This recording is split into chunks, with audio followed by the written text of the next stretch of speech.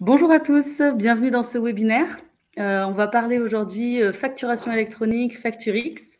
On a la chance d'avoir avec nous un intervenant de marque en la personne de Cyril Sautreau. Donc, merci d'avoir accepté de nous dédier un peu de temps pour voir ce sujet plus en détail. Avant de rentrer vraiment dans le sujet, j'avais quelques actus à vous donner. Donc, on a ce webinaire qui a été pensé un peu différemment d'habitude. On vous a un peu chouchouté parce qu'on a fait un webinaire spécial cabinet. On s'est dit qu'il y a beaucoup de questions que vous nous posez aujourd'hui sur le sujet de la facturation électronique. Donc, l'idée, c'était de pouvoir se retrouver vraiment dans un écosystème cabinet. Donc, sur le chat, si vous voulez même interagir entre vous, vous savez que vous êtes entre cabinets comptables, donc ça peut faire naître des questions, ça peut être sympathique. Mais on n'oublie pas les TPE, hein, bien sûr, c'est dans notre ADN. Donc, il y aura un autre webinaire en novembre avec Monsieur Sautreau de nouveau, ce qui sera vraiment dédié plutôt entreprise cette fois-ci. Donc, je vais vous passer le lien qui n'est pas encore sorti, qui n'a pas encore été communiqué. Je vous invite à inscrire les entreprises, les entrepreneurs que vous accompagnez. Vous pouvez leur diffuser ce lien. Ça sera ouvert à tous, c'est-à-dire que ce n'est pas forcément des entrepreneurs qui sont sur Evolis que vous avez déployé sur la solution aujourd'hui. Vous pouvez vraiment le donner comme un webinaire de sensibilisation sur ce sujet qui est quand même assez important. Donc, je vous le mets. Il y aura une communication qui sera faite, mais si vous voulez le relayer en interne dans vos cabinets, n'hésitez pas. Donc, ça sera vraiment ouvert à tous et on aura encore une fois Monsieur Sautreau qui sera présent. Autre webinaire à venir qui là devrait vous intéresser plus en tant que cabinet pour avancer sur la mise en place d'Evolis, créer toujours de nouvelles choses. On a une présentation des nouveautés qui arrive début novembre, le 9 novembre, qui sera sur un sujet qui vous plaît assez, qui est l'API. Il y a plein de choses qui sortent sur l'API. On va notamment faire du post, des choses que vous attendez beaucoup. Donc, on fera ce webinaire et cette présentation des nouveautés, et ça ne sera pas François qui va la présenter. Exceptionnellement, on aura Olivier, donc notre CTO, responsable technique, directeur technique, et on aura Julien, notre lead développeur. Donc, vraiment, si vous voulez même inviter les personnes de votre DSI, par exemple, ça peut permettre de poser des questions beaucoup plus poussées, vu qu'on aura les membres de l'équipe technique pour vous y répondre. Je vous le mets ici. Présentation des nouveautés donc sur le thème de l'API. On aura, dans cette présentation, on reverra ce qui est possible de faire déjà aujourd'hui et on vous montrera ce qui sort comme nouveauté. Il y a déjà pas mal d'entre vous qui se sont inscrits, qui ont vu passer la communication dans notre dernière newsletter, mais pour ceux qui sont passés à côté, je vous remets le lien ici. Donc voilà, vous avez ces deux webinaires, ça sera deux temps forts du mois de novembre, donc on serait ravis que vous puissiez être avec nous. Et du coup, je vais pouvoir laisser la main à François et Cyril. On va commencer par Cyril, si vous pouvez peut-être vous présenter un peu, parce qu'on ne vous a pas invité par hasard. Peut-être que tous nos auditeurs ne vous connaissent pas forcément. Donc, nous, le choix n'était pas fait par hasard. Donc, si vous pouvez un peu dresser votre parcours avant de dérouler sur le sujet de la facturation électronique. Très bien, merci Anaïs. Donc, bonjour à tous. Donc, effectivement, je suis Cyril Sautreau, je préside le Forum national de la facture électronique et je suis quand même dans ce sujet depuis assez longtemps puisque j'ai créé un des premiers acteurs dans fin des années 90, début des années 2000, qui s'appelait Descom, qui a été vendu à Cegedim et depuis que j'ai vendu à Cegedim et depuis 2012, je me suis mis à mon compte en tant que consultant avec un certain nombre de partenaires, on va dire, pour accompagner les offreurs, les entreprises et le régulateur dans le déploiement de la facture électronique, mais plus largement du commerce électronique, enfin, de tout ce qui tourne autour de la supply chain, comme on dit aujourd'hui. Voilà, donc effectivement, je participe en particulier et j'anime les travaux du forum autour de cette réforme et accessoirement, je suis aussi l'éditeur donc qui a contribué à créer ce format FactureX qui est une version hybride de la norme européenne dont je vais vous parler un tout petit peu, sans rentrer trop dans le détail parce que c'est pas l'objectif. Alors, quelques mots déjà, attendez, c'est que ça marche correctement. Voilà, sur le Forum national de la facture électronique. Donc, c'était créé en 2012 et en mode associatif depuis 2016. C'est en fait la version miroir d'un forum européen où on a autant de forums qu'il y a de pays et auxquels on participe. Et on a beaucoup participé, surtout ces dernières années, et qui a notamment donné lieu à la fois à la norme européenne importante qui sous-tend la facture électronique, que ce soit dans le secteur public ou le secteur privé, mais aussi sur des sujets d'interopérabilité, sur des sujets et des sujets de régulation tels on va la mettre en œuvre en France, qui en fait se déploie partout dans le monde. Donc on a une bonne centaine d'adhérents désormais, et globalement on réunit l'ensemble des acteurs, c'est à la fois des utilisateurs ou des représentants d'utilisateurs. Donc bien sûr, les experts comptables en sont, au travers de l'ordre, un des adhérents, le MEDEF, après des aspects plus sectoriels comme Gaïa ou GS1 ou le CFONB pour les banques, et puis des entreprises aussi, il y en a un certain nombre, mais il y en a de plus en plus qui nous rejoignent. Et puis il y a pas mal de prestataires de services ou d'éditeurs ou de consultants qui sont là aussi pour participer à ce déploiement. Et notre rôle, globalement, c'est un rôle sur la normalisation, sur les évolutions réglementaires, pas mal sur l'interopérabilité. Vous allez voir que c'est un sujet important, même s'il va être mieux organisé avec cette réforme. Et puis, bien sûr, la communication et la promotion. Alors, je vais commencer très rapidement par on va partir d'un peu loin, on va quitter la planète, on va partir un peu dans l'espace et regarder ce qui se passe au niveau mondial sur ce sujet de contrôle transactionnel continu qui sous-tend qui sous-tend la réforme ou qui la rend possible, ou de clearance. Et c'est important d'avoir en tête qu'il s'agit là d'un mouvement assez mondial. Ici, vous avez alors 4 continents, le cinquième y est passé aussi, qui est l'Australie par ailleurs, mais qui vous donne un pourcentage de pays sur chacun des continents qui a déjà mis en œuvre ou initié des problématiques de facture électronique obligatoire avec contrôle continu ou au minimum obligatoire dans le secteur public. Et on voit que ces choses-là progressent assez bien. En Amérique, c'est essentiellement des pays d'Amérique du Sud, l'Amérique du Nord est plutôt dans un mode libre, on va dire. En Europe, vous avez déjà l'ensemble des pays de l'Union européenne qui sont dans l'obligation d'émettre de recevoir des factures dans le secteur public, et de plus en plus de pays de les émettre. En Asie, vous avez aussi notamment l'Inde, la Chine, l'Arabie Saoudite, la Russie, enfin bon, un ensemble de pays comme ça qui sont en train d'y passer, et la Turquie aussi, alors qui est plutôt en Asie ou en Europe, ça dépend où on la situe. Et puis en Afrique, ça commence à démarrer, mais c'est quelque chose qui pourrait progresser assez rapidement. Ça, c'est pour avoir une vue un peu générale. Alors, de quoi parle-t-on?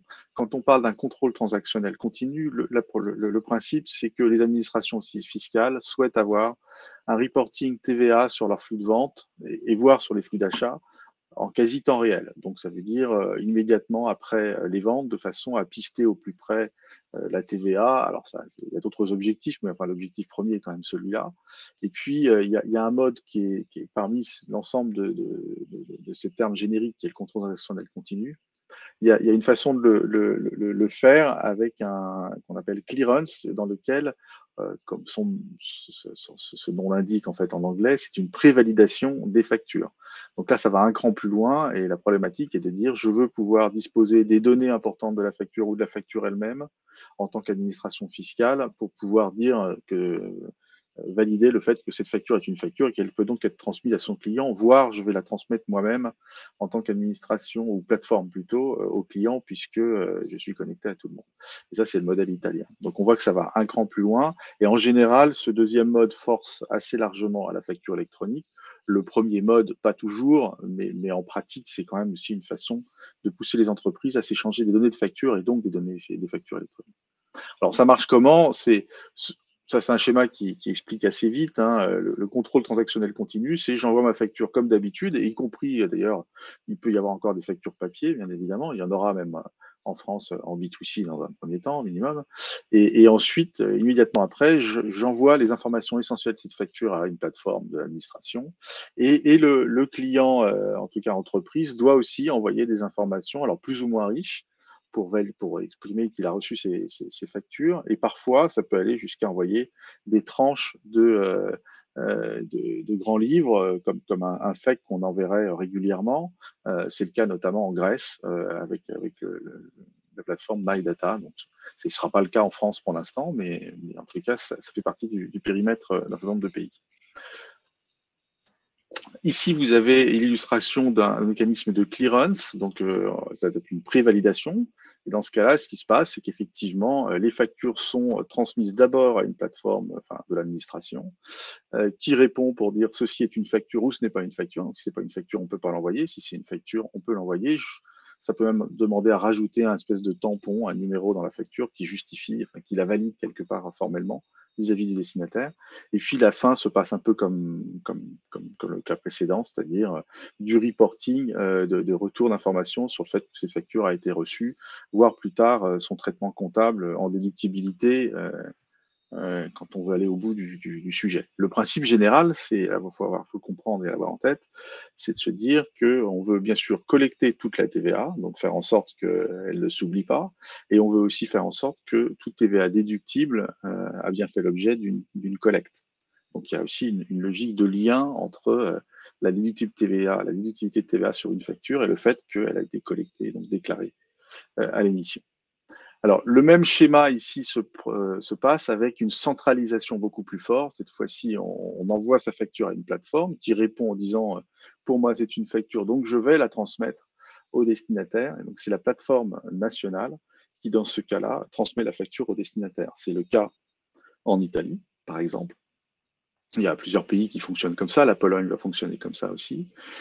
Alors, l'inconvénient de ce mode-là, c'est que finalement, souvent, ça force à un seul format, à une seule façon de faire. Alors, vous me direz, c'est bien d'avoir une seule façon de faire, mais comme on n'a pas attendu pour faire de la facture électronique, il y a plein de flux qui préexistent, et puis il y a des choses où les entreprises ont besoin d'être plus intégrées que ce qu'on peut transporter dans la norme européenne de facture, par exemple.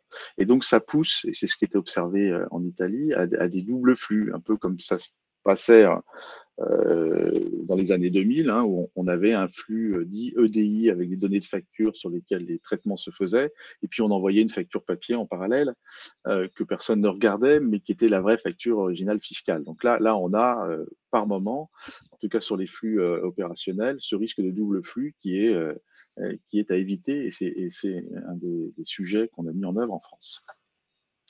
Alors, globalement, ces deux modèles de clearance et de contrôle transactionnel continu se déploient. D'ailleurs, ils peuvent être mis en même temps, puisque on peut avoir un modèle de clearance pour les flux B2B entre assujettis, et puis on peut avoir un modèle plutôt de e-reporting ou de contrôle transactionnel continu pour les ventes B2C, qui est spécifiquement ce qui va se passer en France. Donc, vous voyez un certain nombre de pays qui y passent régulièrement, et la liste s'allonge tous les jours. Et donc la France va rentrer dans ce mécanisme-là, effectivement, dans un process qui s'apparente à du clearance, sauf qu'il ne sera pas uniquement avec une plateforme nationale, mais aussi avec des plateformes privées immatriculées. Alors j'ai mis certifié entre côtes, parce qu'effectivement le vrai terme serait immatriculé, mais ça revient à peu près au même. Donc il y aura un processus d'audit qui va avec, donc à la fin ça ressemble beaucoup à une certification. Et puis avec aussi du e-reporting, c'est-à-dire pas simplement transmission des factures entre assujettis, mais aussi avec une vision par l'administration fiscale à chaque facture émise, mais aussi des informations complémentaires sur ce qui ne rentre pas dans le périmètre de la facture électronique interentreprise française.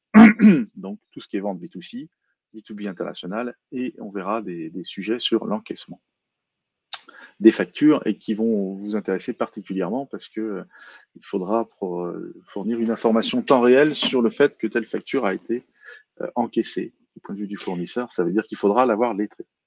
Et oui. Du coup, Cyril, est-ce qu'aujourd'hui, en tant qu'éditeur, on a tout pour commencer à s'interfacer, ou est-ce qu'il nous manque des données? Parce qu'avec l'ordonnance du 15 novembre, on a toutes les données pour travailler. Ah oui, je croyais qu'on parlait de données de facture. Non, effectivement, aujourd'hui, on a l'essentiel pour pouvoir travailler. Et donc, je vais vous le présenter. Donc, globalement, on sait suffisamment de choses pour avancer, y compris sur les formats, puisqu'il a été publié un certain nombre de choses.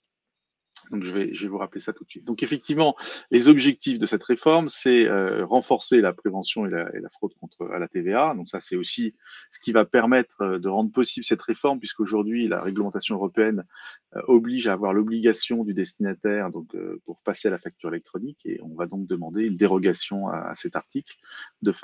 Et la raison qui va permettre de l'obtenir est celle qui a servi aux Italiens, qui est notamment cette lutte contre la TVA. Contre la fraude à la TVA, pardon, pas contre la TVA, évidemment. Renforcer la compétitivité des entreprises, c'est effectivement le passage à la facture électronique permet d'aller plus vite et d'apporter des gains aussi des gains de traitement, mais aussi une accélération des flux et donc des réductions des délais de paiement, voire des offres de services de refinancement en ligne. Et puis, le dernier point, je passe sur le 3 qui est aussi important, qui est de faciliter la déclaration de TVA, c'est-à-dire d'être dans un mécanisme de dites-le nous une fois et de pré-déclaration, donc un peu comme les impôts aujourd'hui pour les particuliers. Eh bien, normalement, la TVA sera pré-remplie et il faudra essentiellement la valider ou voir expliquer les écarts. Alors, tout ça a donné lieu à deux grands axes.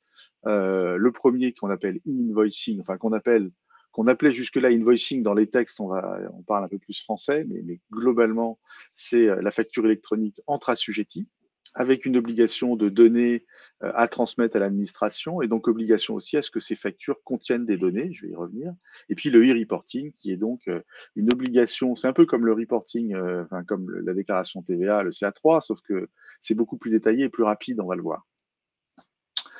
Alors, cette ordonnance 2021, effectivement, qui est parue donc le 15 septembre, elle a 4 grands articles ajoutés au CGI. Le premier, qui est le 289 bis, qui dit en gros, eh bien, il va y avoir obligation de facture électronique entre les assujettis avec transmission des données, d'une liste de données qui sont en gros les mentions obligatoires vers l'administration en temps réel ou quasi réel. Un deuxième article qui dit il faudra faire du e-reporting, ça il faudra dans un délai assez serré envoyer les informations sur les ventes B2C, sur les ventes B2B internationales puisqu'elles ne sont pas dans le périmètre du dessus, et aussi sur les acquisitions intracommunautaires puisqu'elles contiennent, elles ont pour conséquence pour l'acheteur de la TVA collectée en général par l'autoliquidation. un article 290A qui dit par ailleurs, toujours pour des problématiques de pré-remplissage de TVA, toute la TVA qui est exigible à l'encaissement, par définition, il va falloir qu'on connaisse l'encaissement, donc il y aura un e-reporting sur l'encaissement des factures ou des ventes, parce que ça s'appliquera aussi aux ventes B2C, des ventes qui sont soumises à la TVA sur encaissement. Et puis, quatrième élément, l'immatriculation des plateformes. Alors, ça veut dire qu'on aura un mécanisme avec une plateforme publique nationale et puis des plateformes privées, des plateformes de dématérialisation partenaires qui, d'ailleurs, il y a une petite erreur dans le truc, c'est des plateformes de dématérialisation partenaires et pas publiques, qui sont donc identifiées dans un annuaire. Et donc, cet article exprime globalement le fait qu'il y aura un certain nombre de contraintes qui s'imposeront donc à ces plateformes partenaires. Et du coup, par exemple, si on fait le lien avec ce qu'on connaît dans la profession je facture, ce sera une plateforme partenaire. C'est ça. Je facture, ça m'étonnerait que ce ne soit pas une plateforme partenaire, mais ça reste leur choix. Voilà. Okay. Donc effectivement, ce serait très étonnant qu'elle ne soit pas plateforme de dématérialisation partenaire en charge, en capacité d'émettre et de recevoir des factures pour le compte des entreprises. C'est ça que ça fait, une plateforme, une PDP. Comme on dit. Alors en réception, on a l'obligation qu'on aura, et c'est un point important, l'obligation pour toutes les entreprises à compter du 1er juillet 2024. Donc effectivement, l'agenda était un tout petit peu reculé, ce qui est plus raisonnable pour qu'il soit réalisable.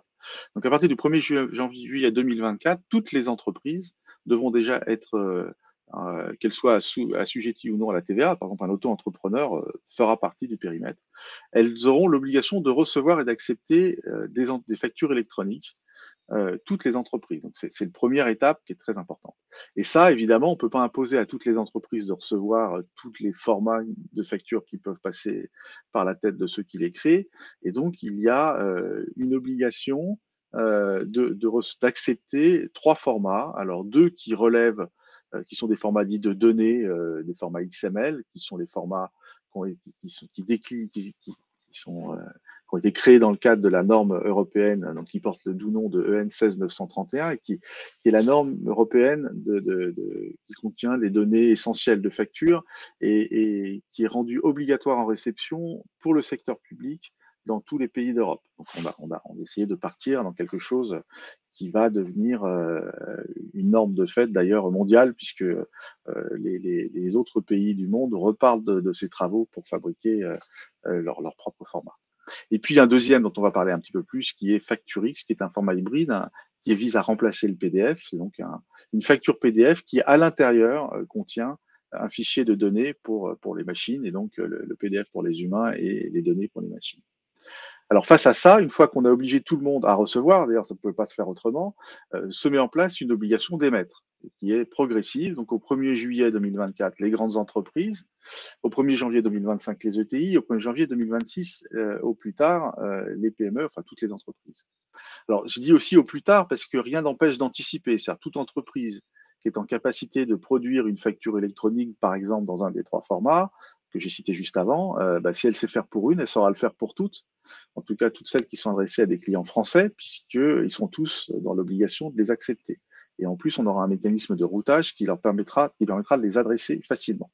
Donc c'est quand même un élément important du fait qu'on peut anticiper le mouvement aussi dès qu'on est prêt.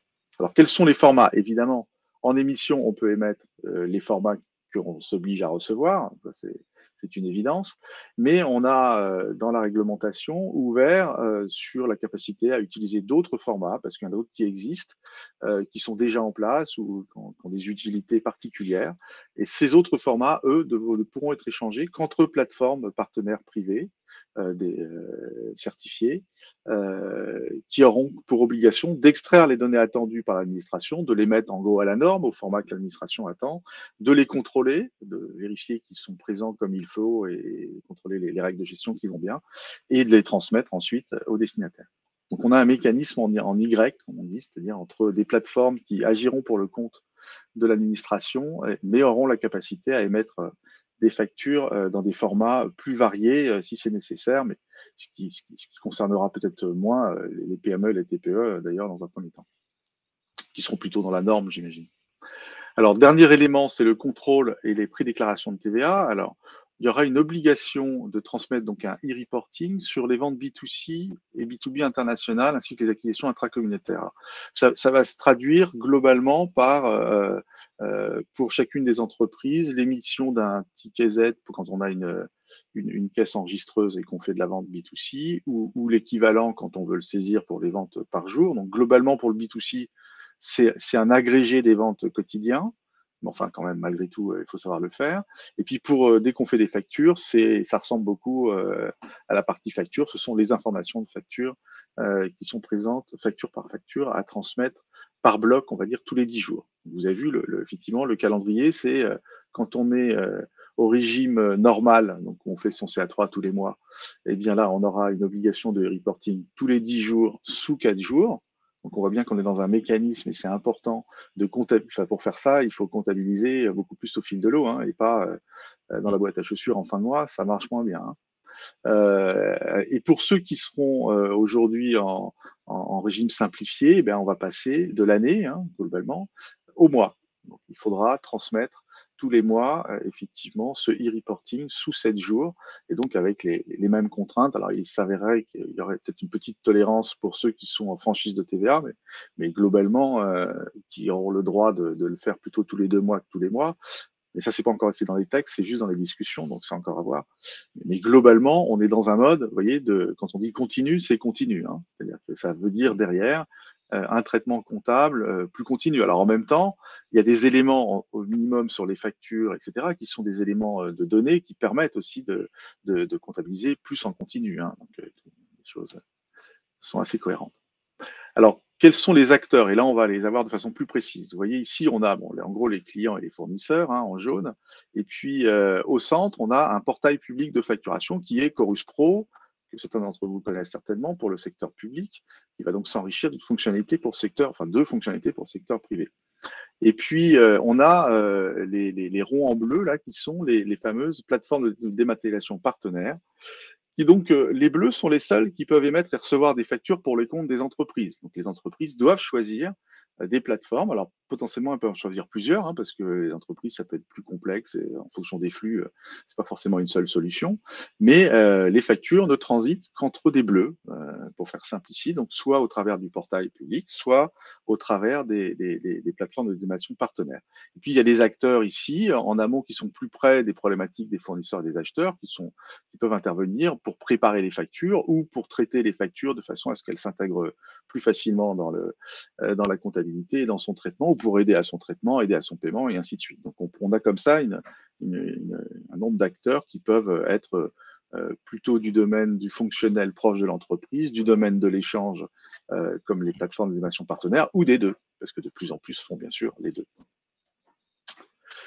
Le schéma des flux, c'est je suis un fournisseur, j'émets une facture, j'ai choisi moi la plateforme nationale pour émettre, je lui émets ma facture dans un des trois formats, parce que j'ai pas le droit de faire autre chose, elle acceptera pas autre chose, cette plateforme.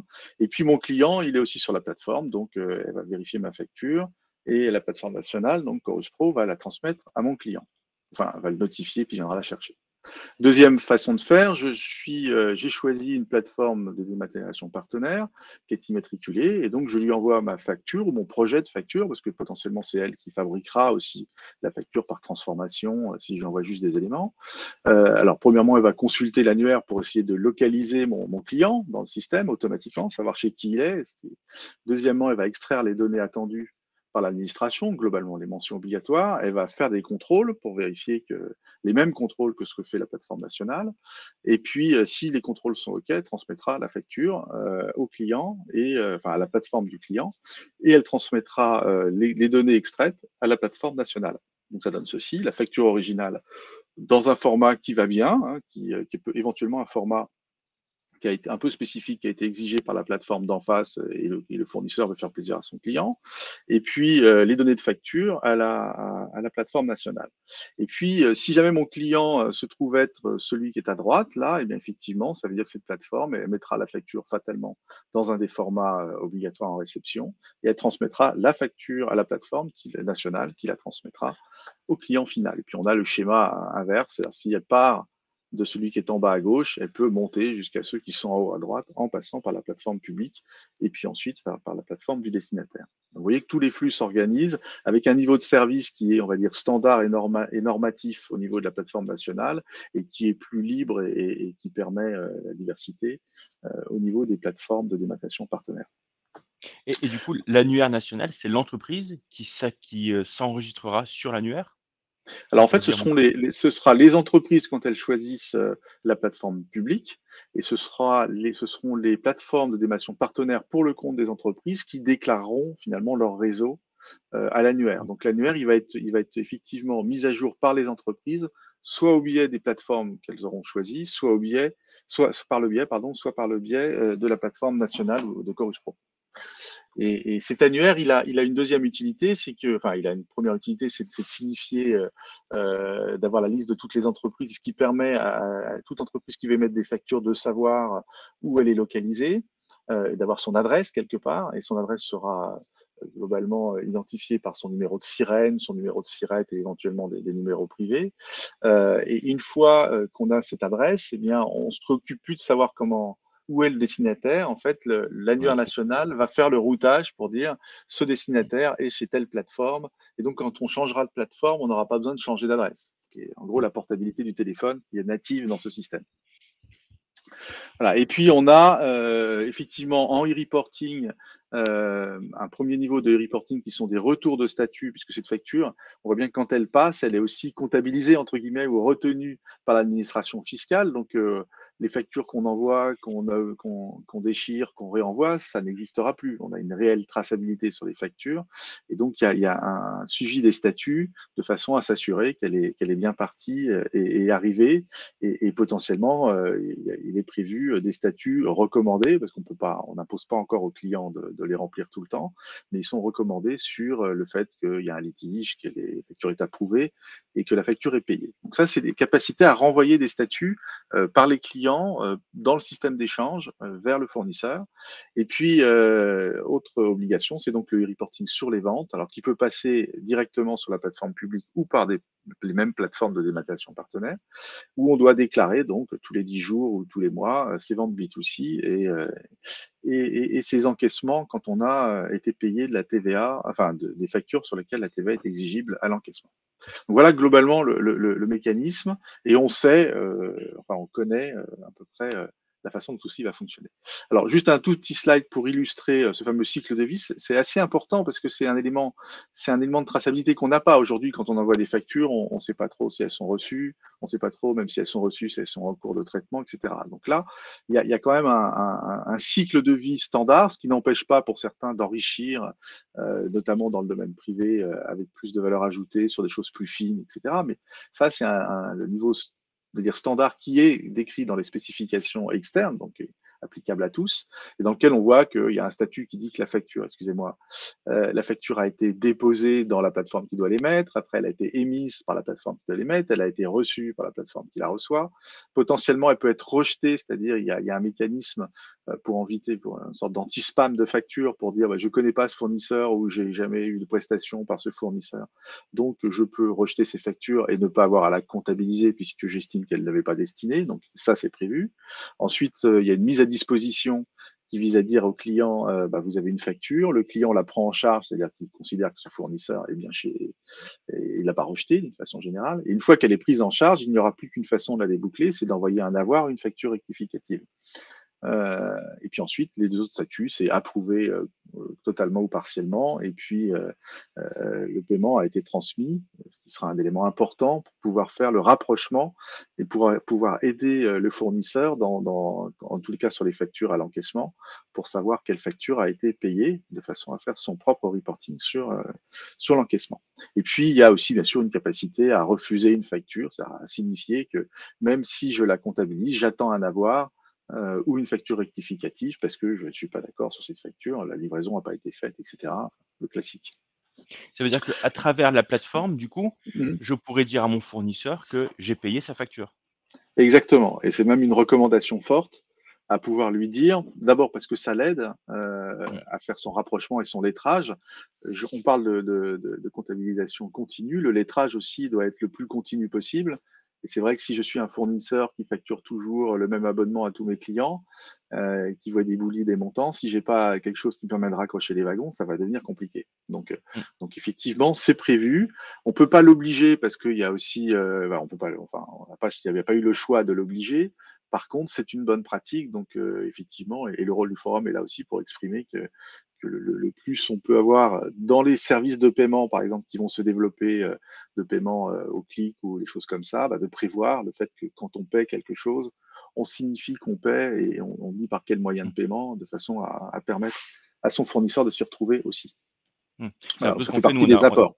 bien sûr, Mmh. on a un petit peu ce système-là où depuis Evolis, on peut payer et du coup, on envoie un Mmh. mail, du coup, suivant le mode de Voilà, paiement qu'on utilise, en disant: «C'est payé». Donc c'est vrai qu'avant même que je reçois l'argent sur le compte, je sais qu'il y a eu quelque chose qui a été fait, initié et que c'est juste le délai de traitement bancaire. OK, et ça pourrait être exactement. fait, Donc du coup, à travers la plateforme. exactement. Donc le même, alors on peut toujours envoyer toujours le même mail, mais l'idée c'est que ça puisse être renseigné au travers de plateforme, raccroché à la facture comme un élément, voilà, qui après devient plus industriel. C'est-à-dire qu'on ira chercher ses statuts de paiement, on déposera les statuts de paiement et ainsi de suite. Et donc l'ensemble du système, il trouvera sa valeur ajoutée. OK. Donc les grandes missions du portage, je passe vite, c'est de concentrer les flux vers la DGFiP, vers une façon centrale. Il effectue les contrôles réglementaires qui sont connus aujourd'hui, globalement. Présence des mentions obligatoires, j'ai déjà dit. Quelques règles de gestion de calcul de base. Elle a pour rôle aussi d'administrer ce fameux annuaire national, donc ça soutient ça l'interopérabilité, parce que c'est un peu ça qui manquait aujourd'hui dans l'interopérabilité. Là, on a un mécanisme un peu, un peu central, et d'ailleurs, toutes les plateformes seront connectées à la plateforme centrale. Donc au pire, si elles n'arrivent pas à s'interconnecter deux à deux, la plateforme nationale pourra servir de relais quelque part pour transmettre la facture. Et puis, effectivement, la plateforme nationale est elle-même une plateforme de service d'un niveau minimum, comme le fait Chorus Pro aujourd'hui. Alors, les plateformes de démation partenaires, donc on parlait de jefacture.com, mais tous ceux qui aujourd'hui ont des propositions de valeur pour traiter de la facture électronique peuvent potentiellement devenir des plateformes de démation partenaires, hein. Elles doivent se faire immatriculer en fonction, répondre au cahier des charges, enfin, aux exigences qui sont écrites dans les textes, qui seront précisées dans les textes à venir. Là on n'a pas toute l'information de façon détaillée, on a des bonnes idées. Et puis après, il y aura un mécanisme d'audit à faire tous les 3 ans. Et donc leur rôle, c'est d'effectuer les contrôles de conformité, de rejeter les factures quand elles ne sont pas conformes, de transmettre bien sûr les factures dans des formats structurés ou mixtes. Donc globalement, ça c'est important. Demain, les factures électroniques qui passeront dans le cadre de la réforme, elles auront forcément des données. C'est-à-dire qu'on n'aura pas un mécanisme où j'envoie une facture PDF à mon client et puis j'ai quand même réussi à extraire les données, j'envoie les données à l'administration fiscale. Donc il est bien prévu de dire si vous avez extrait les données pour l'administration fiscale, vous les donnez aussi à votre client. Donc, globalement, vous utilisez des formats dans lesquels il y a des données, pas forcément toutes, on va voir si c'est le cas de FactureX, mais les données essentielles, au minimum attendues par l'administration fiscale, voire toutes celles que vous êtes capable de mettre, en fait. C'est ça l'idée. Ensuite, elles ont effectivement l'extraction de ces données et l'envoi à l'administration fiscale. Et puis de l'autre côté, eh bien, elles doivent recevoir les factures, les présenter à leurs clients, remonter les statuts. Donc l'objectif, c'est que si un client fait l'effort de remonter un statut d'approbation, c'est que la plateforme du destinataire fasse l'effort de l'envoyer à la plateforme de l'émetteur qui fait l'effort de l'envoyer au fournisseur. C'est à peu près raisonnable. En fait, si tout le monde fait un effort, il faut que ça aille jusqu'au bout. Et puis, mettre à jour l'annuaire. Donc, évidemment, ce qu'on disait tout à l'heure, un de ses rôles, ce sera de mettre à jour l'annuaire quand il y a, pour ses nouveaux clients ou quand un client change de plateforme. Il y a un mécanisme, un peu comme quand on change de numéro de téléphone aujourd'hui, qui permet de modifier le paramétrage global du système. Bon, le périmètre, je passe vite, hein, on passe de 100 millions, un peu moins de 100 millions de factures traitées aujourd'hui en B2J à 2 milliards en B2B, ça c'est le périmètre global de ce qu'il faut atteindre pour 4 millions d'entreprises à peu près. Et puis le B2C, alors c'est encore plus, mais c'est pas forcément 20 milliards de déclarations unitaires, on va dire, puisqu'il y a un grand nombre de ventes B2C qui vont se faire par agrégation quotidienne. Les données, je passe aussi rapidement, globalement, ce sont les mentions obligatoires d'une facture. Alors, globalement, vous les connaissez, vous les avez pas forcément sous forme structurée, donc ça, c'est un point important, c'est que ça doit devenir des données pour la plupart qui sont qui rentrent dans des cases, on va dire. Il y a quelques données qui vont être nouvelles, donc que j'ai listées ici. Il y a la première, c'est le numéro de sirène du client. Aujourd'hui, il n'est pas nécessaire et obligatoire de mettre le numéro de sirène de son client dans ses factures, ça le deviendra, pour la simple raison que ce numéro de sirène va jouer un rôle essentiel dans le routage des factures dans le système. C'est comme ça qu'on va adresser, identifier la cible. Donc il faudra connaître le numéro de sirène de ses clients. C'est un premier point de préparation hein, pour vous et vos clients. Bon, l'adresse de livraison, en général, elle est souvent présente, donc c'est pas vraiment un sujet. Deuxième point important, c'est faire la distinction entre les factures de biens, de services ou les factures mixtes, parce que la TVA, potentiellement, ne se traite pas de la même façon, elle n'est pas exigible au même moment, et aussi l'option sur les débits pour ceux pour les factures qui font du service, par exemple, et qui ont opté pour les débits. Tout ça, c'est simplement pour pouvoir caler l'exigibilité de TVA et le fait qu'il faille ajouter un e-reporting d'encaissement ou pas. Donc ça veut dire, et c'est quelque chose aussi de nouveau, qu'il faudra mettre dans les factures le fait que c'est une facture de biens, de services ou de vente de biens ou de vente de services ou une facture mixte pour aider effectivement aider à son traitement du point de vue de l'administration fiscale. Les formats, je vais passer aussi. Alors, j'en ai parlé, les 2 formats de la norme européenne, plus FactureX, plus tout autre format. Alors ça, non, excusez-moi, ces formats-là, ce sont les formats que toutes les entreprises devront accepter. Et donc, les plateformes de démation partenaires et le portail public doivent aussi savoir traiter. Donc, ils sont obligés de savoir traiter les 3, puisque potentiellement, tout le monde peut émettre des factures suivant ces 3 formats. Sur les autres formats, on reste dans un monde libre, on va dire. Donc, on peut utiliser les autres formats pour peu que les 2 parties soient d'accord, surtout pour peu que les 2 plateformes qui les gèrent soient d'accord parce qu'elles savent le traiter entre elles, et elles ont juste l'obligation d'extraire les données et de produire des leasings. Donc, ça veut dire que demain, il y aura des données dans toutes les factures et donc il y aura une capacité d'automatisation des données. Alors, globalement, souvent, les questions qui se posent pour les experts comptables, c'est quelles données on va avoir. Donc, dans les mentions obligatoires, il y a aussi les données de ligne. Donc ça veut dire qu'à terme, il y aura des données de ligne, les mentions obligatoires de ligne dans les factures qui pourront donc servir à leur comptabilisation. Il faut malgré tout savoir qu'il y a une période de tolérance jusqu'au 1er janvier 2026 où il sera possible en gros, pour faire vraiment très simple, de ne pas mettre les informations de ligne, simplement parce que on sait qu'au démarrage, les systèmes d'information ne sont pas forcément taillés pour avoir tout le temps toutes les données de factures sous forme structurée, et que souvent, il y a des offres qui permettent, à partir d'un PDF, parce que c'est ce que tout le monde a aujourd'hui, d'extraire les données d'en-tête et de pied, et c'est des fois un peu plus complexe pour les lignes, donc il y a une sorte de tolérance pour permettre à tout le monde de rentrer dans la réforme le plus vite possible. Mais à terme, il y aura les mentions obligatoires et donc les informations de ligne obligatoires dans les factures, c'est-à-dire libellé, prix unitaire, prix brut, prix net, remise, code TVA et total hors taxe. Remise et charges. Alors, un tout petit peu sur la norme européenne, elle existe depuis 2017, et puis effectivement, on a créé depuis ce standard FactureX. Je pense qu'il y aura une petite démonstration après de ce que à quoi ça ressemble, donc je vais pas trop m'étendre dessus. FactureX, c'est d'abord un standard franco-allemand, parce qu'on a eu la même idée avec nos confrères allemands, et on a convergé. Alors eux l'appelaient Zugpferd, et puis finalement dans la version de Zugpferd 2.1, c'est exactement FactureX, à la virgule près. Et donc on est parti de l'ensemble des données de la norme européenne, et on les a classées par profil, en disant il y a celles qu'il faut vraiment avoir tout le temps. D'ailleurs, c'était très inspiré par Chorus Pro en France pour le secteur public. Puis après, il y a le niveau basique qui sont les informations qui sont nécessaires et utiles pour les acheteurs pour automatiser leur traitement. Le reste, ça peut servir, mais c'est plus anecdotique. Et donc, ça permet de dire aux entreprises, si vous devez faire un effort pour essayer de mettre des informations sous forme de données, commencez par celle-là. Donc ça permet d'aider.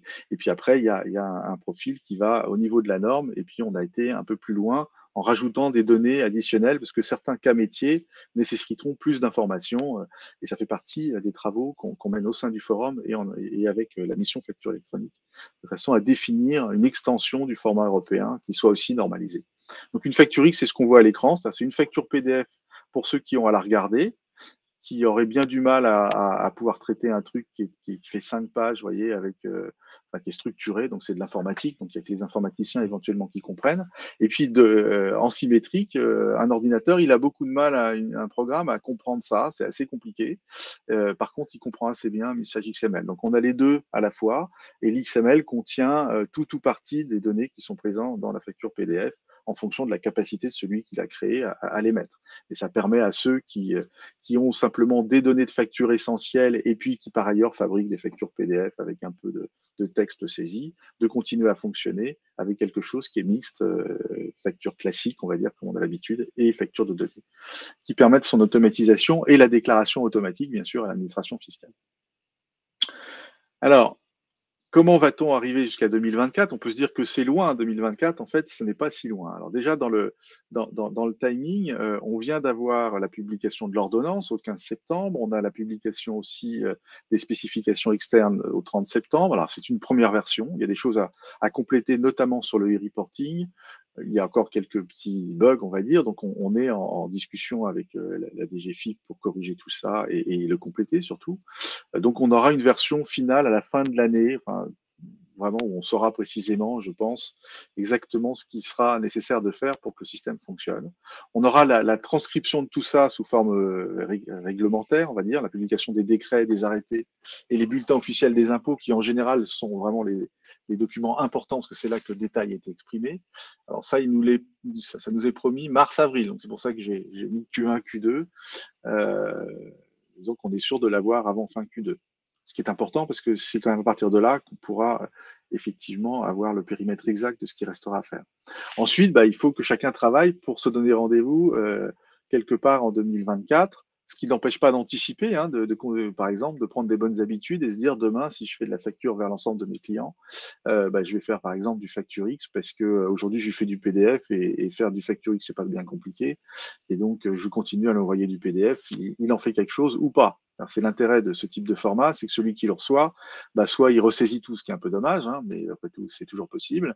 Soit il prend conscience que ça peut s'intégrer tout seul et il l'utilise. C'est aussi un des aspects forts de ce format. Et puis, on va se retrouver, il y aura beaucoup d'échanges dans ces phases-là parce que certainement qu'il y aura aussi du fine-tuning qui va se passer entre les différents acteurs.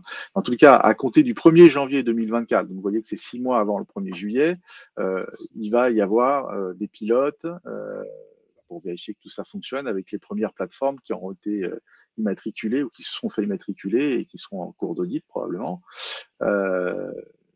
Dont on sait à peu près ce qui va être exigé aussi.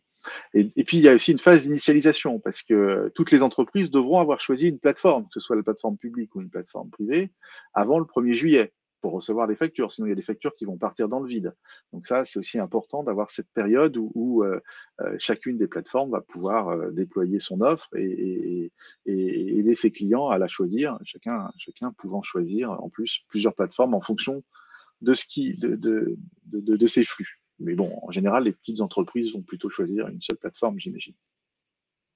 Au 1er juillet 2024, eh bien, ça commence avec les Jeux Olympiques. Hein. Donc, obligation de recevoir les factures, ça va être une épreuve particulière, à mon avis.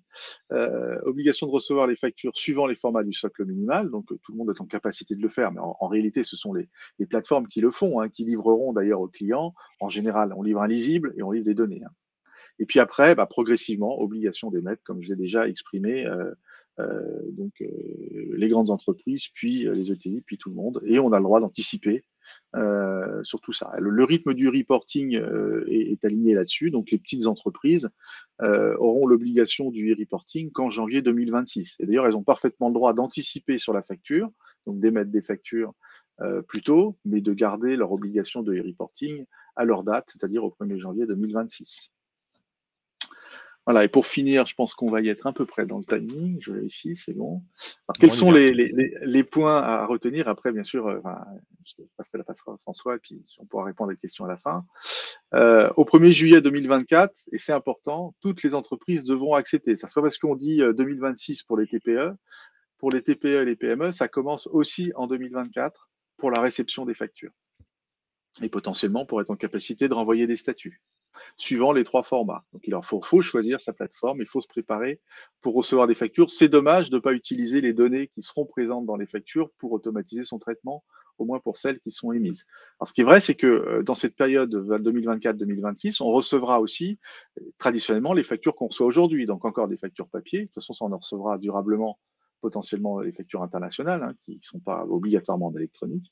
Voilà, et puis on recevra aussi des factures électroniques de l'ancien monde, par exemple des PDF, continuera à pouvoir être émis par ceux qui n'ont pas encore l'obligation d'émettre des factures structurées avec des données. Donc on va être dans une période encore un peu mixte pendant de 2024 à 2026.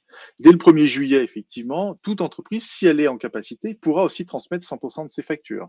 Donc, dès qu'on sait le faire pour un, on peut le faire pour tous. Donc, ça, c'est un point important d'anticipation. Parce que vous savez que le déploiement de la facture électronique, d'une façon générale, c'est quand même du multicanal et c'est de la complexité. Et donc, plus on arrive à avoir un réceptacle commun, et plus on a un seul process de traitement et mieux ça se passe. Ensuite, on a progressivement, effectivement, une obligation d'émettre. Point important, c'est que les flux qui existent, vous avez déjà probablement des flux de facture électronique et vous allez en avoir, puisque de plus en plus vont proposer, notamment FactureX, pour émettre ces factures. Eh bien, vous pouvez continuer et anticiper le mouvement. Et donc, vous sentirez moins le mur passer, puisque vous serez déjà dedans. Tout ce que ça fera, c'est que ça augmentera le nombre de flux, c'est tout. Donc là, effectivement, vous avez l'ensemble de vos prestataires qui vont vous dire assez vite s'ils souhaitent être une plateforme, une PDP ou pas. La plupart ont quand même ça en tête. Le traitement comptable va être en continu. C'est vraiment un point important, en particulier pour vous. Donc, c'est plus simple à faire parce qu'on a plus de données, donc on peut automatiser. Mais on est dans un traitement, y compris un traitement opérationnel pour vos clients et pour les entreprises, qui est un traitement beaucoup plus temps réel. Donc, on sait aussi beaucoup plus rapidement ses encours et on peut, et aussi on a un mode de partage d'informations avec ses fournisseurs pour lui dire si on l'a reçu, si on va la payer, cette facture, etc. Donc, on a un vrai apport en termes de bénéfices qui est déjà promis beaucoup dans toutes les offres de facturation électronique, mais qui en pratique a du mal à passer l'étape de l'interopérabilité. Voilà, et donc, dernier point important, c'est que toutes les factures contiendront des données, et donc ça permettra une plus grande automatisation et une plus grande aussi, on va pouvoir passer dans une meilleure gestion prédictive, comme on dit aujourd'hui. Voilà, donc tout ça, ça s'anticipe, ça se prépare, Et surtout, Et l'objectif, c'est d'aller capter les bénéfices. Surtout là-dessus, bien je sûr. voulais insister. Mais surtout que c'est que aujourd'hui, pour récupérer des données du coup des factures, on est obligé de les lire, d'avoir des systèmes d'OCR qui vont reconnaître les documents. Donc, ça a ses limites en termes de fiabilité. Alors que là, l'avantage avec la facture, c'est qu'on n'a plus besoin de lire. Donc, c'est 100% fiable. Et c'est direct. Exactement. Et on n'a pas besoin soit de forcer ses fournisseurs à valider les données qu'on a extraites pour lui, soit avoir des gens qui valident quelque part, et tout ça coûte de l'argent pour rien. Donc effectivement, l'objectif, c'est d'être vraiment en interopérabilité et dans des schémas où on a le cœur des données de facture. En fait, tout le monde les connaît et on sait à peu près où les positionner dans un format. Ça devient surtout compliqué pour toutes les informations périphériques. Et donc là, l'idée, c'est de dire tout ce qui est un peu périphérique, on continue comme d'habitude parce que finalement c'est très sectoriel. Par contre, le cœur du sujet, qui sont les données importantes pour les comptables et pour l'administration fiscale, là, c'est extrêmement normalisé finalement dans ces structures de données qu'on va partager ensemble. Ok. Voilà, j'ai fini pour moi. Alors, il y a beaucoup de questions. Il y a beaucoup de questions sur le chat, c'est bien, ça soulève plein d'interrogations. Ok, on fait des questions et après je montrerai juste comment nous on a géré le sujet. Moi, je ferais bien l'inverse, François, parce que justement, je pense qu'il y a des questions qui sont aussi de gens qui se demandent comment ils vont pouvoir traiter ça, comment ils vont pouvoir vulgariser ça dans le cabinet, comment une petite entreprise qui aujourd'hui a déjà pas le temps et un peu mal organisée va s'en sortir avec tout ça. Donc, peut-être que ça serait sympa de voir, nous, la vision, comment on l'a vulgarisé chez Evolis, comment on l'a mis en place. Et après, comme ça va peut-être répondre à certains et après, on pourra harceler Monsieur Sautreau de questions pour tout ce qui n'a pas été traité. Ça me semble une bonne chose, parce qu'en plus, ça permettra d'illustrer concrètement ce qui va se passer. Ok, ce que je vais faire. Je lâche l'écran alors. Oui, je pense que c'est moi qui vais le reprendre du coup. Pour certains, vous avez déjà vu ce qu'on a mis en place sur la FactureX. C'est vrai que vous avez l'habitude sur Evolis que même des sujets complexes comme la facturation électronique, on essaie de vulgariser ça et de rendre ça accessible aux entreprises et donc à leur cabinet. Du coup, François va vous montrer un peu comment on l'a pensé sur Evolis et comment demain vous pourriez travailler avec vos clients pour justement que ce soit simple, même dans la configuration qui arrive. Ouais. Donc nous, la manière dont on l'a vu, c'est que j'ai pas besoin de faire une configuration spécifique sur mon compte. Toutes les offres et par défaut, tout ce que je vais faire, c'est FactureX. Donc ça devient un standard en fait dans Evolis. Donc si je prends une facture qui est déjà faite, voilà, je vais prendre cette facture-là. J'ai mon document PDF comme avant. On a un petit logo en dessous à côté de la signature. Donc ça, c'était la signature pour la NF 203. Juste à côté, on a un logo qui indique comme quoi la facture, il y a un fichier FactureX, du coup, qui est associé. Et donc, si je le vois, il est juste en pièce jointe ici. Voilà. Donc là, je suis dans Evolis, mais si je prends cette facture, voilà, je vais l'afficher. Je vais même l'ouvrir, pas dans un navigateur, mais dans, par exemple, Adobe. Voilà, j'ai toujours ma facture et vous voyez que j'ai mon facture x-.xml qui est attaché. Donc, je vais l'ouvrir. Voilà, il va me l'ouvrir avec un autre navigateur. Et donc là, c'était le même fichier que tu présentais, Cyril, tout à l'heure, quand tu mettais une facture et puis avec le document XML. C'est ça. Donc là, j'ai toutes les données. Alors, je ne suis pas un spécialiste pour. Là, a priori, tu as mis toutes les données. Tu es du niveau norme, donc toutes les données doivent être présentes. Ah oui, c'est par rapport à ça. Oui, c'est que nous, on a fait le parti pris de prendre justement la fameuse norme de 2017, 16931. Oui. Mais là, on voit bien qu'on trouve au début, c'est ça qui dit que vous êtes dans le profil de la norme. C'est-à-dire que là, ça veut dire qu'a priori, vous utilisez toutes les données de la norme possible que vous pouvez mettre dans la facture.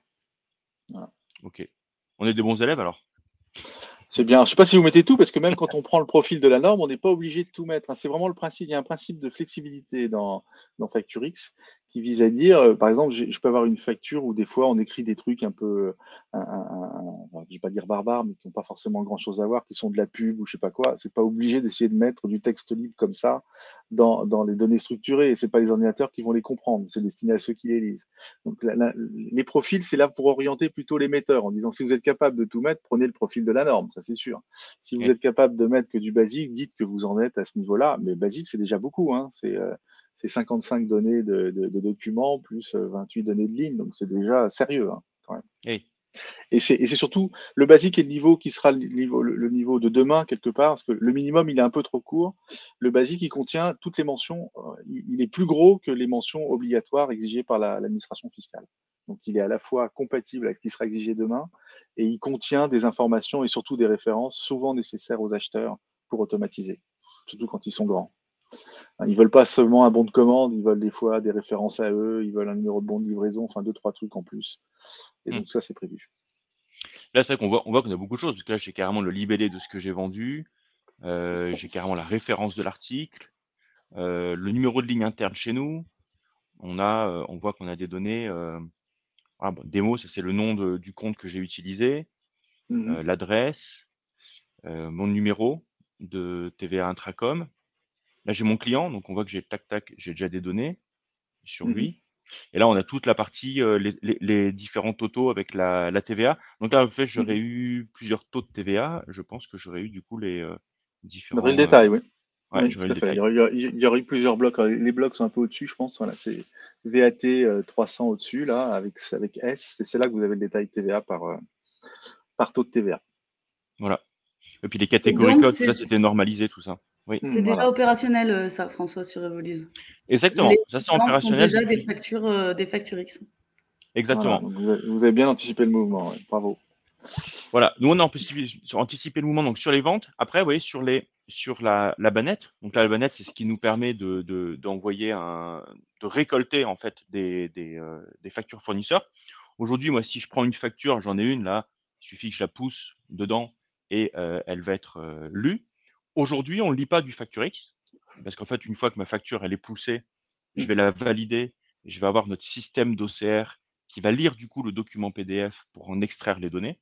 Et c'est l'étape juste après qu'on va faire, c'est dire à partir du moment où j'envoie une facture, si elle est facture X, en fait, on va court-circuiter notre OCR en disant on a toutes les données dans le fichier XML, donc on va tout simplement les consommer et afficher la facture après à l'utilisateur. Donc on sera sur on ne pourra pas dire un OCR parfait parce qu'on ne l'utilisera pas, mais par contre, ce sera le même résultat que si on avait un OCR parfait, quoi. Ça, c'est le deuxième étage de la fusée qui arrive dans pas si longtemps que ça.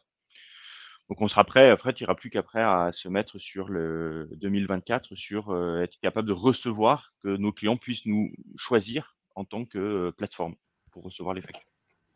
François, j'ai une question pour toi. J'y reviens parce que les personnes l'ont abordé dans le chat. Aujourd'hui, sur Evolise, on peut pousser des factures sur Chorus Pro, notamment pour l'administration publique. Il y a un coût qui est associé au fait d'envoyer la facture. Comment ça se passera demain? Est-ce que je devrais aussi cliquer pour envoyer mon document? Est-ce qu'il y aura un coût, etc. pour les clients Evolise? Alors nous, l'objectif aujourd'hui, c'était un peu à titre d'exploration qu'on avait fait ça. En effet, on peut envoyer directement sur Chorus et ça, on a un coût, nous, aujourd'hui, quand on envoie, parce qu'on passe par un partenaire. L'objectif, c'est clairement d'être en direct et de ne plus l'avoir.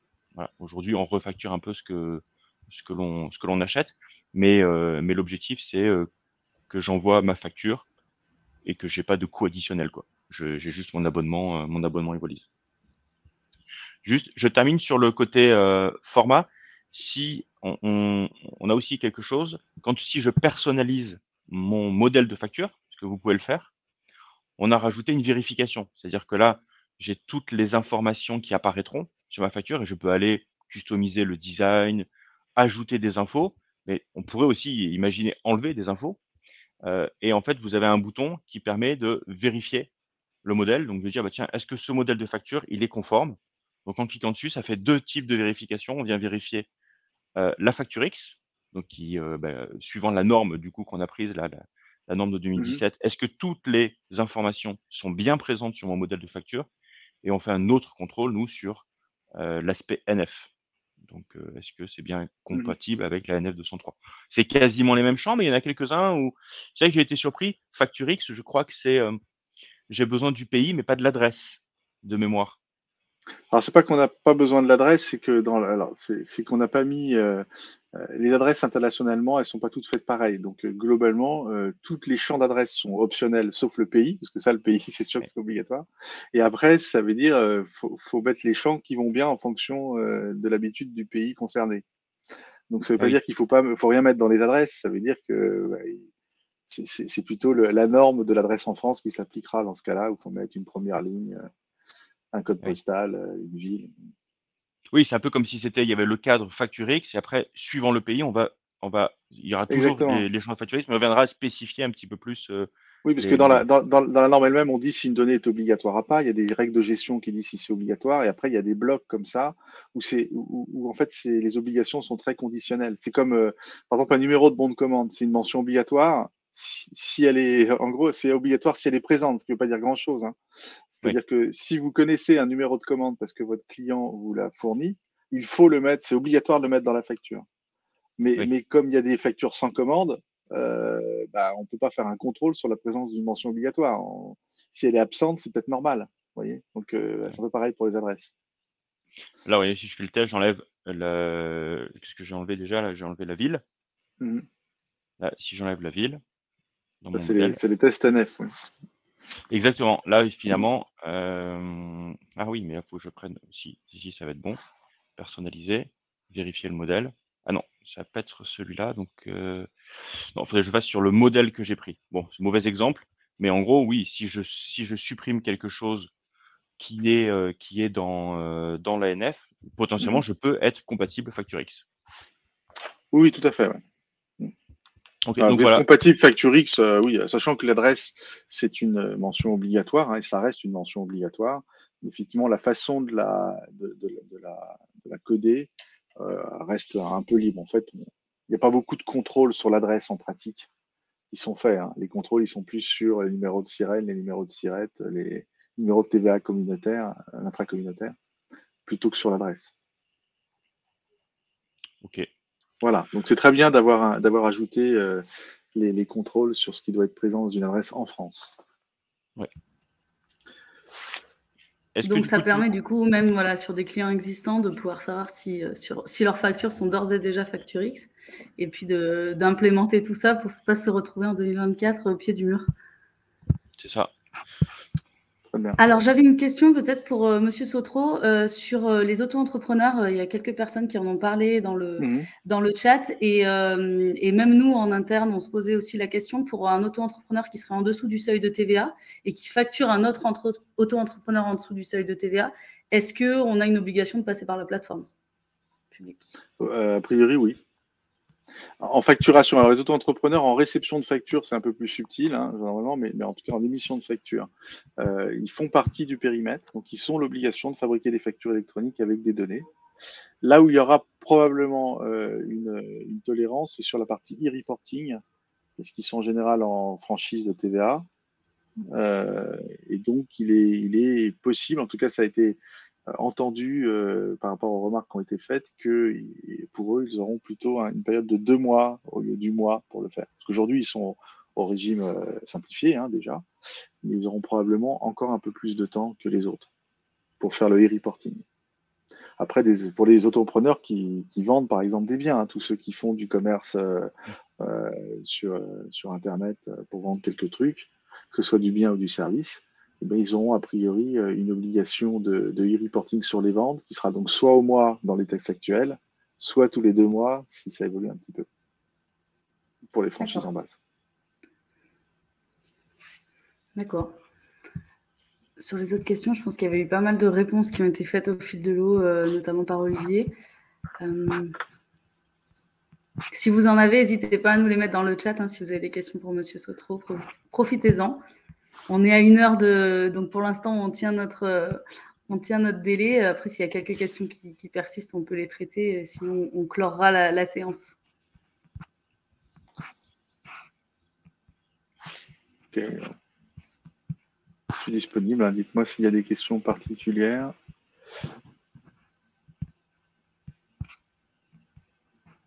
Pour les commerçants qui n'ont pas de caisse enregistreuse. Est-ce qu'il y en aura encore beaucoup, du coup? Oui, il y en aura probablement, mais il y a tout. Enfin, la réglementation, elle dit en gros, si vous avez des caisses enregistreuses, vous fournissez les tickets Z qui sortent après les avoir éventuellement concaténés. Si vous avez plusieurs caisses enregistreuses, hein, vous pouvez en avoir plusieurs, hein, potentiellement, il y a plusieurs boutiques. Si vous n'avez pas de caisse enregistreuse, vous avez potentiellement un suivi des ventes quand même qui se passe quelque part. Et donc, il faudra simuler la caisse enregistreuse, hein. C'est-à-dire qu'il faudra donner le total des ventes par jour. Si vous faites les marchés, par exemple, sans caisse enregistreuse, en notant sur un bout de papier ce que vous avez vendu, eh bien, il faudra en faire la somme le soir et en faire une déclaration tous les jours. Enfin, non, tous les 10 jours, les 10 jours passés. Oui, de toute façon, c'est normal. Ça n'exclut pas parce que j'ai pas de caisse que je vais pas faire de déclaration. C'est juste que ce sera Exactement, ouais. moins automatique et que ce sera peut-être un peu plus Exactement. compliqué à faire, mais je devrais quand même le faire. Exactement. Et on a un peu la même question pour les facturettes CB, notamment carburant, restaurant, ça, elles persisteront toujours. Du coup, comment Oui, ça alors, sera sachant que vous savez qu'il y a un mouvement qui vise à supprimer les facturettes papier, hein, accessoirement. À partir du 1er janvier 2023, il y a une réglementation qui va s'installer et qui vise à ce que l'impression soit sur demande et puis par défaut, les tickets. Donc ça, c'est un autre sujet qui vient un peu en même temps. Maintenant, c'est vrai qu'il y a un petit sujet sur les frais aussi, hein. C'est-à-dire que les choses qui sont entre B2B et B2C, quoi. Je commence à acheter un ticket de parking, donc en tant que salarié, je le paie, et puis donc là, je vais avoir un ticket physique souvent, et comment je le passe en électronique pour me faire rembourser. Donc ça, c'est prévu en fait, ça va être déclaré en B2C du point de vue du vendeur, et ça va être réintégré en frais du point de vue de l'acheteur. Donc ça va fonctionner comme aujourd'hui, hein. Ok. Par contre, quand vous allez acheter un truc, je sais pas, à la Fnac ou ailleurs, et que vous voulez une facture, il va falloir gérer pour ces enseignes le fait que c'est une facture B2B qui est demandée, donc qui doit être extournée du total de la journée en B2C, évidemment. Donc, vous voyez qu'il y a un peu de détails, hein, quand même, globalement, qui rend les choses toujours un peu plus compliquées que de le dire de haut. Mais tout ce qu'on peut dire, c'est que c'est identifié et que ça va être assez spécifié et normalisé au niveau global. Donc, c'est aussi l'occasion, cette réforme, de se dire il y a des cas d'usage qu'on a déjà identifiés qui sont souvent les mêmes et que tout le monde ne traite pas de la même façon. Donc c'est l'occasion d'essayer de normaliser aussi ces cas d'usage de façon à ce que le plus on sera dans un schéma commun de traitement de cas métiers, le mieux ça se passera pour tout le monde. Donc c'est aussi un des objectifs. Et un des objectifs du forum. Oui, on pourrait pas, il n'y aurait pas des pistes de dire, suivant si je paye avec une carte bancaire entreprise, on ne pourrait pas Ouais. associer en disant, je sais que c'est une carte bancaire avec les numéros et l'associer directement à une adresse mail, par exemple, qui recevrait une facture. Si, tout à fait. D'ailleurs, c'est comme ça. Sans ça, ça va déjà être apporté par la disparition des tickets. La disparition des tickets à la demande fait que va se déployer beaucoup plus les cartes de fidélité quelque part, hein, dans lesquelles Ah oui. les clients, en présentant leur carte, vont se signer. Parce que sinon, si à chaque fois qu'on va dans un magasin pour acheter sa baguette de pain, il faut qu'on donne son email, ça va être vite fatigant, hein. Donc, il faut que ce soit un peu plus automatique que ça. Voilà. Donc, effectivement, il y aura ce mode de gestion qui permettront qui permettront de le gérer. Et puis après, dans la facture elle-même, il y a un peu comme ça se passe sous Chorus Pro, il y a des cas métiers qui sont présents dans la facture, qui sont un peu codifiés pour dire par exemple, j'envoie une facture d'acompte ou j'envoie une facture déjà payée parce que j'ai payé mon essence et donc ou je sais pas quoi au cul du camion et donc globalement c'est une facture qui est déjà payée, donc le net à payer est à 0, c'est normal, mais c'est bien de le signifier tout de suite parce que du coup si c'est une facture pour un encaissement, le statut d'encaissement, il part en même temps. Vous voyez, enfin, donc ces cas métiers seront identifiés.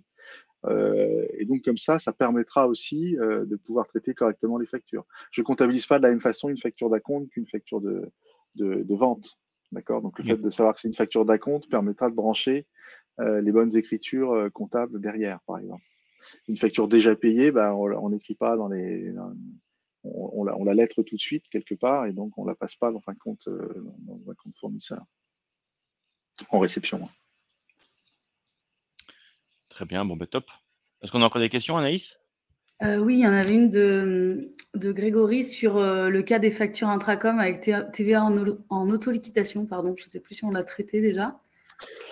Si, alors ça, l'obligation revient à l'acheteur, à celui qui collecte la TVA. Vous savez, quand vous êtes en intracommunautaire, il n'y a pas de TVA sur la facture. Par contre, vous êtes en auto-liquidation, donc c'est le preneur, celui qui va payer la facture, qui doit déclarer la TVA collectée. En général, il a déduit, sauf qu'avec particulier en même temps, mais en pratique, il y a deux écritures, enfin, dans deux comptes différents.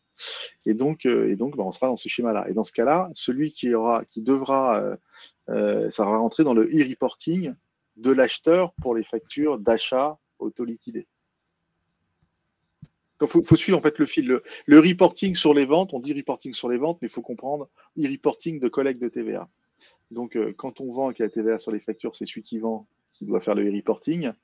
Quand on est en auto-liquidation, c'est celui qui auto-liquide, donc c'est celui qui achète, qui doit déclarer son e-reporting d'acquisition intracommunautaire et auto-liquidé. Et ce sera vraisemblablement la même chose quand on est en auto-liquidation. C'est-à-dire quand on est dans le bâtiment, et il y a pas mal de factures qui sont en auto-liquidation de TVA, donc TVA payée par le preneur, c'est pareil, ce sera à lui de faire son e-reporting sur ces aspects-là. Bon, je pense qu'on a fait le tour. De toute manière, vous savez que vous pouvez nous contacter, qu'on peut continuer la discussion. Il n'y a pas de souci. On continuera à essayer de vous faire du contenu jusqu'à la sortie de toute cette facturation électronique pour vous accompagner. Je vous remets le webinaire qui aura lieu le 26 novembre pour les TPE. Donc, ça sera toujours avec Monsieur Sautreau. On essaiera de faire ça de manière beaucoup plus vulgarisée pour pas effrayer les TPE et puis vraiment pour qu'ils comprennent ce qui va arriver et qu'ils puissent l'appréhender sereinement. Donc, n'hésitez pas à inscrire vos entreprises, qu'elles soient utilisatrices d'Evolis ou pas d'ailleurs. Ça peut aussi être un moyen de les encourager à passer sur notre solution. Donc, si vous êtes dans une phase de déploiement, n'hésitez pas. En tout cas, je vous remercie, Monsieur Sautreau, pour votre temps. Je vous remercie à tous d'avoir été présents, toutes vos questions. C'est pour demain, les entreprises. Claire. Si vous parlez du webinaire, c'est pour le 26 novembre. Vous avez le lien. Vous pouvez directement retrouver la date et les inscrire. Merci à tous, en tout cas. Passez une excellente journée. Merci François aussi pour les explications. Et puis, on se retrouve soit le 9 novembre pour l'API, la présentation des nouveautés, soit dans des prochains événements autour des cabinets. Très bien. Très bien. Merci. Au revoir à tous. Merci, au revoir. Au revoir. Au revoir.